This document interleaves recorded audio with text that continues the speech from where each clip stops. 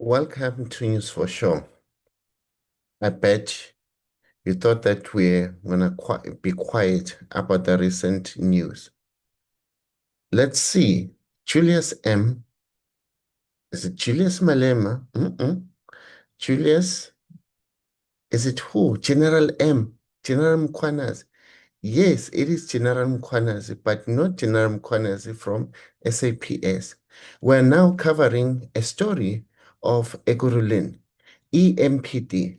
So what we decided as News for Sure is just to go back and say, why now the mainstream media, because of the Madlanga Commission, is paying focus to the story. As you can see here, I will put in those links on the description. You can just go on and read about this statement. So, like it or not, Democratic Alliance in Gauteng, as at least in 2014, in 2024, in July, have raised concern and about the particular allegations about General Julius Mkhwanazi of Ekurhuleni. Part of the things that a DA actually raised were one was the appointment of him, Julius Mkhwanazi. They felt that the appointment of him as the acting chief of police was unfair because there's a lot of matters that still allegations against him that needed to be resolved. So we're gonna go in details on those allegations. So number two was that there was withdrawal of a disciplinary case against him. And the DA felt that that withdrawal has actually costed the metro over just around 600,000 rands to a particular law firm. The law firm name, I know it, but I'm not going to name drop the law firm. And then also, they complain about irregular promotions.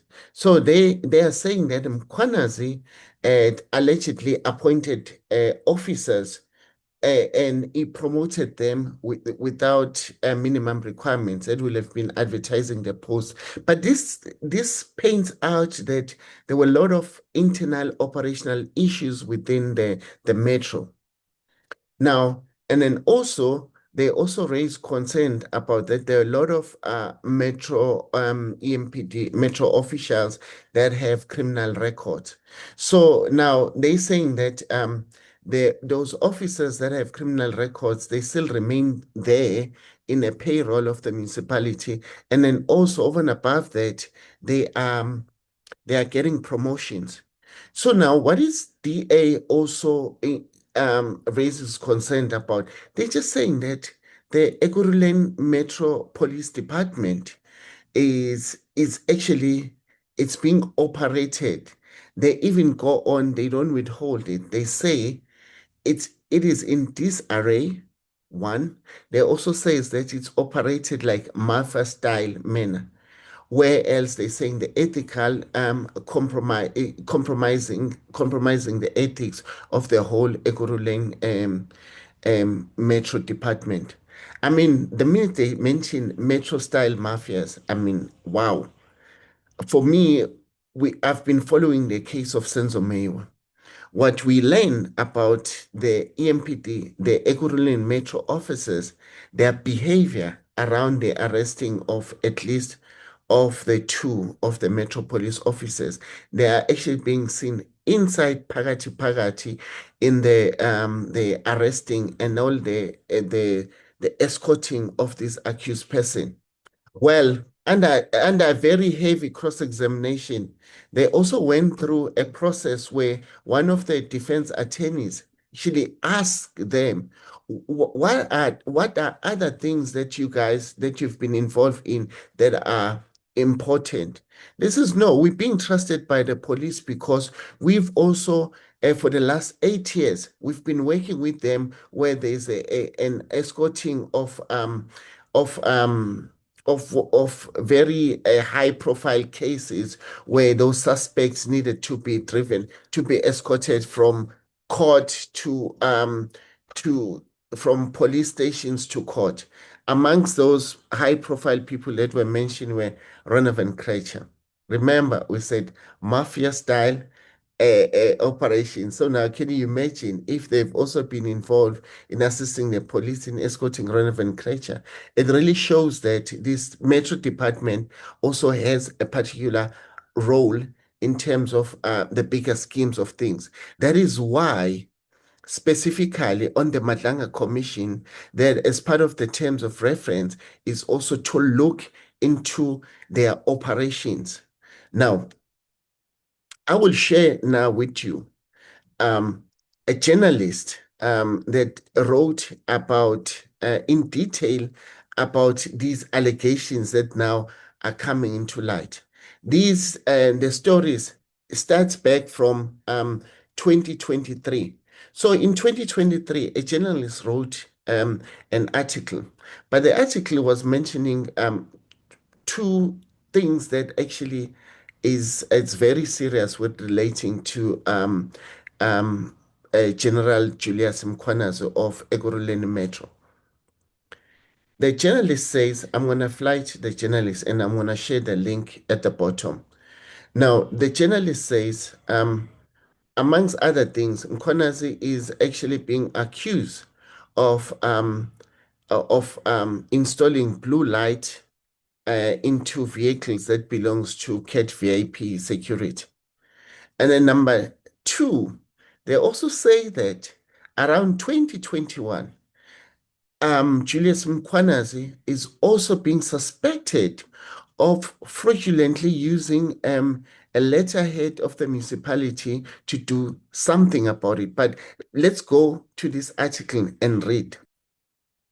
Now, this article is written by Alpheus Ramashwana. So it's dated October 2023, but then 2024. So now this is what is interesting. They're saying the forensic report comes out in defense of the corrupt accused EMPD top cop. So they're saying that for some odd reason, the forensic report has cleared Mkhwanazi, but then instead of dealing with the sanctions of Mkhwanazi, but it comes back and discipline the other officers for leaking the charge sheet. So let's just read here that. So they're saying that the charge sheets were leaked to officials. But then let's see here. This says Mkhwanazi is also accused of producing a fraudulent memorandum of understanding to allow a private security company, CAT VIP, to use EMPD vehicle. Mkhwanazi should, inverted commas, it says now, Mkhwanazi, you guys actually, you will need to actually read this. But then this is what is interesting on this report. It says, the highly confidential charge sheet also contains Mkhwanazi's employee number of a public servant. I mean, how many guys now with the personal number that government officials, their personal number is actually known there. But then now for Ekurhuleni EMPD, it's quite interesting. They're using that personal number, the employee number, which says that it violates a POPIA Act. I mean, that's quite crazy. That is quite crazy. But then now, what we needed to actually understand, I'll put down the links of these articles because they go back in 2023, is that how powerful indeed is Julius Mkhwanazi? Because it appears as if he has been operating with a lot of I don't know, but it seems as if people have been scared of him. Now, I want us to take a stand that all these allegations, they are appearing, and Mkhwanazi, he did not employ himself. He reports to a council. Was the whole council that at least now we only see that DA is the one that has been vocal? Do we see other members of the council that have also been vocal about Mkwanazi's behavior? Or are we seeing now that because now the Madlanga Commission is exposing the involvement of Mkwanazi, now that people now starting to raise eyebrows? No, it shouldn't be like that. I will share with you again. There's another journalist that wrote a very interesting article. But guess what? The mainstream media, they did what they do best. They blue ticked that article. Let me show you the article. As as I'm showing you this article, I'm just being reminded by the comment that General Mkwanas, the provincial commissioner now of KZN, actually said. It says no, most of the publications, certain stories are only available for subscribers, but the headline will remain there. So now with Sowetan, I've seen that with Sowetan Live, I've seen that there's a lot of advertising that is actually surrounding these articles. Now, this article is in October 2023, October 19, 2023, by Ms. Chabalal. Now, look at the headline. Suspended. Blue light blesser. Ekurhuleni Metro Corp mysteriously returned to work. So now, and you could see even with the photos, basically, and I mean, these are articles that already exist back then. And what did the watchdog do in terms of the council? The council, yes, they've been doing things in the background, but then I believe that the DA had issues with the majority.